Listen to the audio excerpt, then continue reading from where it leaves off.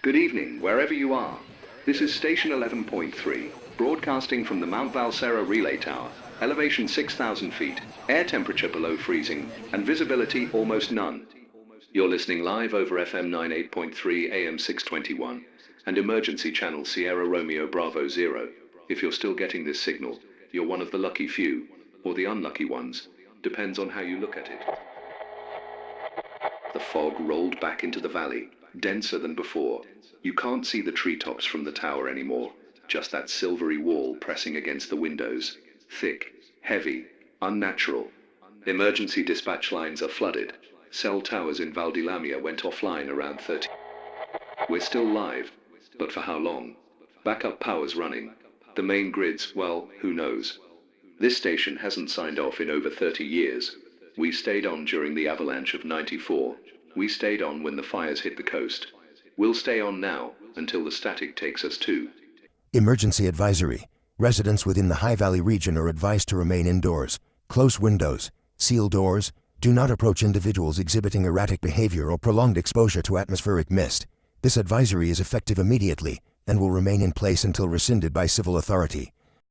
If you're alone right now, I'm with you. I don't know your name, but I know your silence. You're clinging to a lifeline through static. I am too. I can still feel something moving out there. The kind of quiet that breathes back at you when you speak. I've got a message here. Came in just past dusk from a woman named Catherine. No last name. Just Catherine. Cento Valley. She says she's been listening since this morning, since the mist first touched the tree line. She writes, at first it just looked like low clouds hugging the peaks, pretty, even, the kind of morning that makes you forget what month it is. Then the power flickered. Then my uncle, who's usually half asleep till noon, walked out of the house barefoot, straight into it. She followed him, she said, just to the edge of the trees. I called his name, she says. He didn't turn. He was mumbling. I couldn't make it out, but I think he was saying names, not ours, something older. Then the fog swallowed him. I heard things, a crackling, like something was peeling the air in half, and I didn't follow. That was at 9:15 this morning. She found his phone half an hour ago, about 50 meters from the edge of the woods. It had been recording for over 8 hours. She says she doesn't remember starting it. The battery should have died hours before. Catherine, if you're still listening, you're not alone. Your uncle, I don't know what's happened to him, but I've heard the same from 3 others tonight. People talking backward, static from their mouths, phones recording things they shouldn't. It doesn't make sense. And I'm not here to make it make sense. I'm just here to keep the line open, as long as it holds. We've got an old rotary patchboard here. Analog, not digital. Something about that makes it feel safer. Like the fog can't quite crawl through copper wires. I don't know if that's real, or just one of the things people are saying, but superstition is survival, sometimes. Someone, a shortwave listener out of Giantella, I think said something strange earlier. The shapes pause when you speak their names backward. She didn't say how she knew, just that it bought her a few seconds. Enough to get inside, bolt the door. Maybe it's nonsense, but if you're out there, if you're still mobile, it doesn't cost anything to try. They also said copper. Said they won't go near it. Don't like the taste of it. Don't know what that means exactly. But if you've got copper wire, copper pots, hell, copper jewelry, keep it close. Keep your voices low, watch the edges of your breath. I keep thinking I hear footsteps on the steel stairs outside the transmitter hut, but I'm the only one here. At least I was. We just got a second report. Came through the old military frequency, patched through a ham relay west of here. The voice was garbled, barely audible, but I caught enough. The man said his name was Saul. Sounded like an engineer, maybe a linesman. He was transmitting from a power substation near Ortigara Ridge. Said the fog reached him around 1600. Claimed he watched it crawl down the hill, not roll crawl like fingers over stone. Said the power cut out 30 seconds later. Everything. Even his backup battery unit shorted out. The only thing still working was his field radio. Said he could hear things behind the static voices whispering phrases that hadn't been spoken aloud in thousands of years. He didn't explain how he knew that. Didn't have to. You could hear it in the way he spoke, like something had already gotten in. His last words before the signal cut were, "They are not creatures, they are instructions made flesh. Do not decode them." I don't know what that means. I don't think I want to. What I do know is that we've lost all contact with stations 14.1 and 96.7, both urban stations. both equipped with hardened backups. One minute they were transmitting emergency protocol audio, the next, just silence. No click, no static, like they were swallowed. We used to think the signal would outlast us, that if the buildings fell, the transmitters would keep humming. Now I'm not so sure. Now I wonder if this thing isn't just physical, if maybe it's in the signal, in the sound, in the frequencies between frequencies. I've been noticing strange harmonics in the feedback loop, subaudible tones, like someone humming just beneath the static. They follow a pattern, a rhythm, maybe. Sometimes it matches the heartbeat. I don't say that lightly. I'm trying not to look at the door. It's locked, reinforced steel, with a manual latch. No windows in here, just the thick throat-like dark of a sound booth from the Cold War. But the temperature's dropped again. I can see my breath. I shouldn't be able to, not in this sealed room. And something smells like it's burning, but nothing's on fire. I haven't eaten in 15 hours. I'm starting to feel slow. Listeners, if you're still out there, send your messages. Don't keep what you've seen to yourself. Not tonight. We may be all that's left to witness it. And whatever's coming next, it doesn't want to be seen. Emergency advisory. Residents within the High Valley region are advised to remain indoors. Close windows, seal doors. Do not approach individuals exhibiting erratic behavior or prolonged exposure to atmospheric mist. This advisory is effective immediately and will remain in place until rescinded by civil authority. I keep thinking about a broadcast we did last year, a community spotlight piece. Nothing special. Some retired professor came on to talk about local legends, the old forest myths, the ash circle rituals, the carved stones near Rovina Gorge. I remember I laughed through most of it. We all did. It felt like folklore, quaint and decaying, like something from a childhood fever dream. But something she said has been stuck in my head. Not the words, exactly, the silence that came after. She said, "When they come back, they won't knock." Then she looked past the mic, like she was seeing something none of us could, and then just nothing. Quiet, like she forgot she was in a studio, like she'd already gone somewhere else. I haven't thought about that day in months, but now I can't stop hearing it. We got a short message from a group in Bolzano. They're holed up in a school gymnasium, using portable transceivers. They say they saw something moving inside the fog, not walking, not flying, just sliding, like a film unspooling backwards. It left no footprints, no shadow. One of them described it as an absence in the shape of a man. Another said it spoke without sound, and when it looked at her, she forgot her brother's name. If you're in Bolzano and still receiving this, hold tight, reinforce the vents. Don't look directly into the fog. And if you start forgetting things, names, words, how to spell your own town, get away from each other.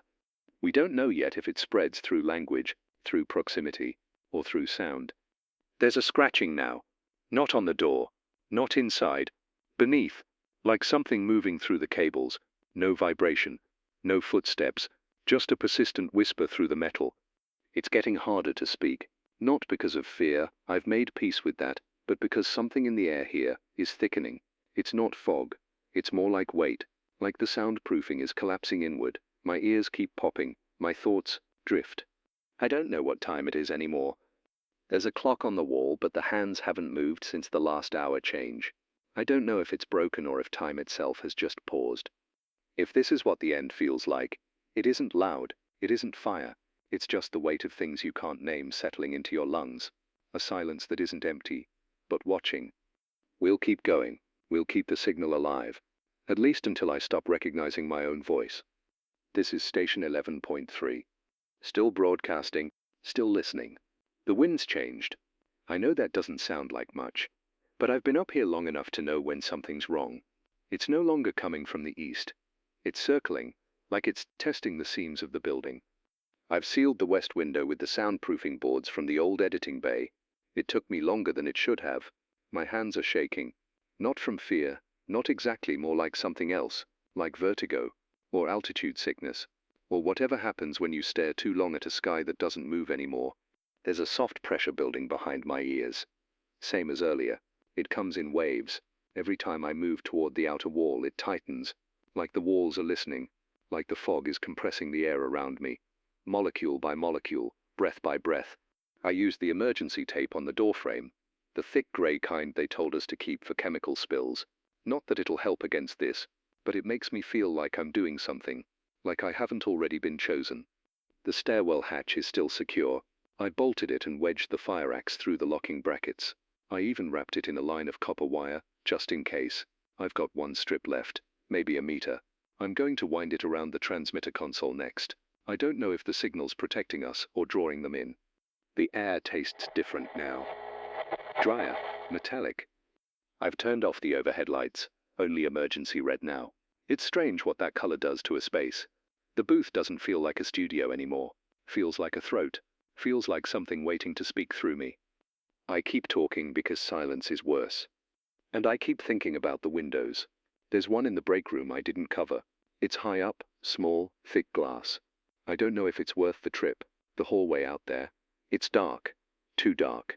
I thought I heard breathing in it earlier, but it could have been the air vent kicking in. Could have been me. Could have been... There's no one else here. I've checked every room, every corner, every closet, unless they're hiding in the walls. I'm sorry, I didn't mean to say that out loud. Listeners, if you're still with me, secure your spaces. Tape the cracks. Lock the doors. If you've got copper, use it. If not, pray that your walls remember how to be walls. This is station 11.3. Still holding. Still breathing. But the tower is beginning to feel like a coffin with a broadcast antenna. They're still coming in, not consistently, not clean. Some are just fragments, bursts of syllables, garbled static stitched with panic. But there are survivors, out there, hiding, moving, transmitting in broken bursts like sonar, in a black sea. First one came in about 15 minutes ago. A hiker, voice cracked, breathing hard. Identified herself as Lena. Said she'd been out on the northern ridge when the mist rose like a tide. Claimed the trail beneath her started to fold inward. Her word, not mine. Like the land itself was turning inside out, spiraling into itself. She ran. Found a ranger shack. Said the maps inside didn't match the landscape anymore. She used the words topographical deceit. It didn't make sense. Not even to her. But she kept repeating. The path is a lie. The trail isn't where we left it. Then silence. Not a disconnect. Not even static. Just a clean absence. Like her voice had been lifted out of existence. The second came through the southern relay. Male voice, military, called himself Carver, could have been a name or a call sign. He said his unit was ordered to hold a line near the base of Mount Eskia. Said they lost all contact with command within 7 minutes of fog exposure. But here's the thing, he claims they heard themselves on the comms. Not recordings, live voices. Their own words being spoken back at them before they'd even said them. Then the panic. He said it was like a contagion of thought. That people started answering questions that hadn't been asked. Started bleeding from the ears. Then the eyes, like the fog was thinking through us. He was the only one who made it to the evac point. Found it empty. No choppers. Just a field of radios, all whispering different names in different languages, many of them dead for centuries. He didn't scream when he went out. He just stopped talking mid-sentence. I keep listening to the playback, hoping to catch something else. A cue I missed. But there's only a click, like someone setting down a phone with surgical precision. The third message was different. Woman. Small town accent, maybe Central Valley. Couldn't place it. She said she saw something outside her kitchen. Not a creature but a shape. Human-shaped, mostly. It moved like a puppet underwater. Said it looked directly at her through the glass and mouthed the phrase she was about to speak. Said it knew. It anticipated her. She whispered her message. Said its eyes looked like mirrors filled with fire. That when she blinked, her reflection changed. It showed her wearing clothes she hadn't owned in years. Then it smiled. But the smile didn't move its mouth. Her final words were, "It's not them wearing our skin, it's us forgetting we had one." Then the line went dead. Listeners, I can't verify any of this. I don't know what's real anymore, but I believe them. And if you're still listening, somewhere beneath the static in the sky, I believe you too. Emergency advisory. Residents within the High Valley region are advised to remain indoors. Close windows. Seal doors. Do not approach individuals exhibiting erratic behavior or prolonged exposure to atmospheric mist. This advisory is effective immediately and will remain in place until rescinded by civil authority. I just got off the shortwave with someone calling in from a mobile forensic unit. Sounded like they were transmitting from a moving van. Maybe one of the old county disaster response rigs. Said they recovered 2 bodies from outside the hospital perimeter in Vale. No injuries. No signs of trauma. Just empty. Inside. She said, and I quote, "No organs, no blood. just hollow cavities where the lungs should be, as if something had drained them through intention, not violence, her words. Then she mentioned the markings, etched into the inner lining of both torsos, symbols. Not letters, not carvings, exactly. Like someone had folded geometry into the flesh, curves that defy natural angles, lines that loop into themselves, and don't come back. She ran them through a linguistic model, not Latin, not Sanskrit, not Sumerian, but fragments echoed across all three. Something ancient, not in terms of history, but in the way gravity is ancient, fundamental. She said one glyph translated, very loosely, into a concept, a title, The Returner.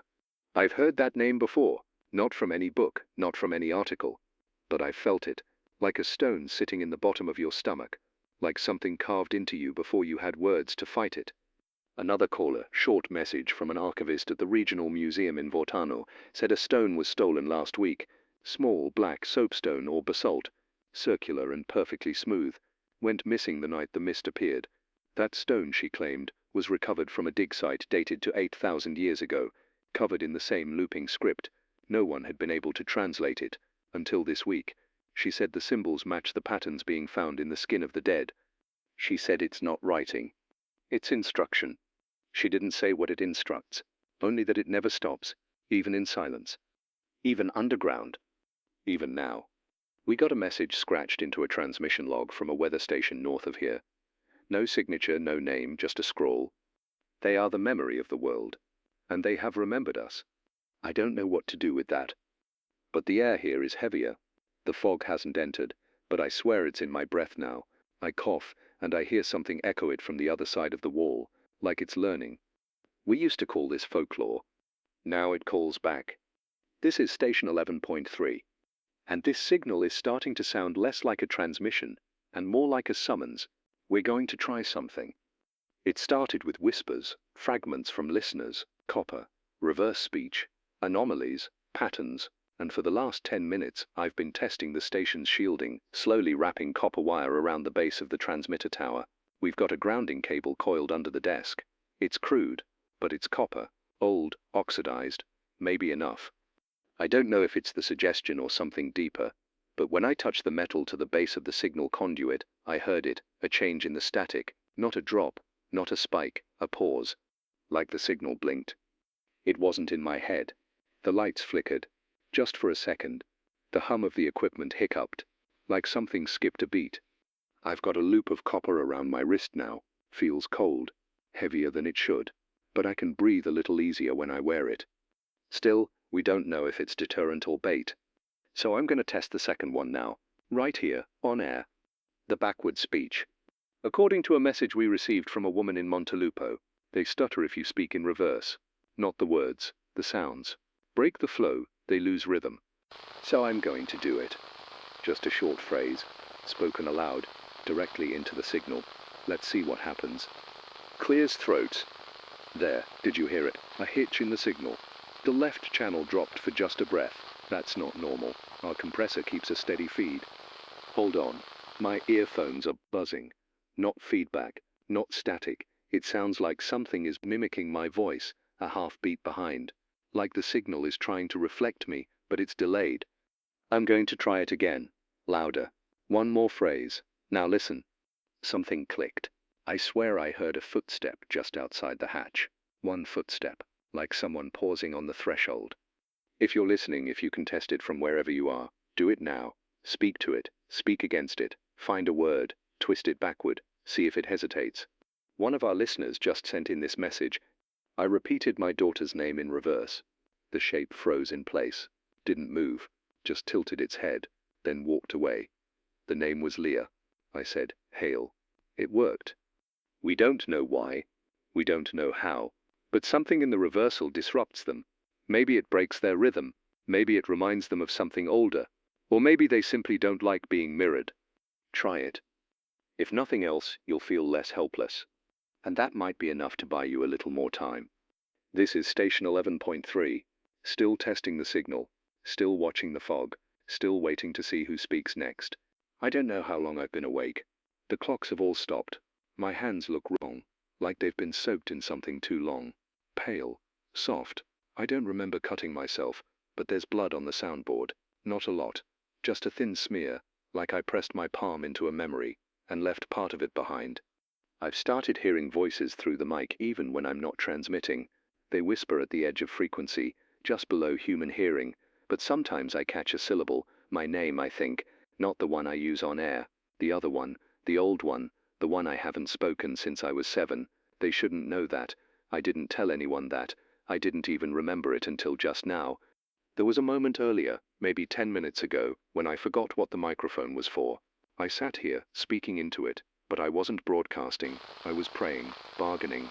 I kept saying I'm still here over and over, like it meant something, like the words were currency. And the static answered back, not in words, in shape, in weight. The air got heavier, and I could feel it pressing against my teeth. Someone screamed from the base of the tower earlier. Just one long scream, ragged, as if it started human and ended as something else. I didn't go look. I didn't move.